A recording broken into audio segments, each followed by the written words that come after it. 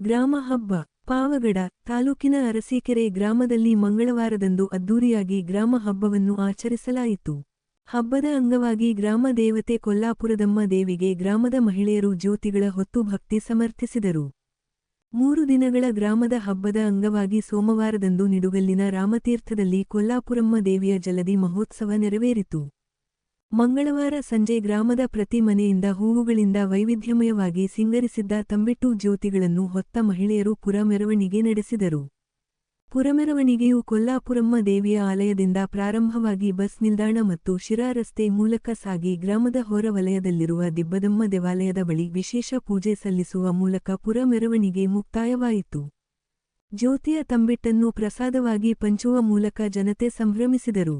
ಗ್ರಾಮದ ಗೌಡ ಪಟೇಲ ಗೊಂಚಗಾರ ತಳವಾರ ಇತ್ಯಾದಿಯಾಗಿ ಎಲ್ಲಾ ಖಾವಂದರು ಭಾಗವಹಿಸಿ ದೇವರ ಕಾರ್ಯವನ್ನು ನೆರವೇರಿಸಿದರು. ಅರಸೀಕೆರೆ ಮತ್ತು ಕೊಂಡಾಪುರ 2 ಗ್ರಾಮಗಳ ಸಂಯುಕ್ತ ಆಶ್ರಯದಲ್ಲಿ ಹಮ್ಮಿಕೊಂಡಿದ್ದ ರಾಮಹಬ್ಬ ಉತ್ಸವದಲ್ಲಿ ದಕ್ಷ ಯಜ್ಞ ಎಂಬ ಪೌರಾಣಿಕ ನಾಟಕ ಹಾಗೂ ದುರಂತ ಪ್ರೇಮಿಗಳು ಎಂಬ ಸಾಮಾಜಿಕ ನಾಟಕ ಹಮ್ಮಿಕೊಳ್ಳಲಾಗಿತ್ತು.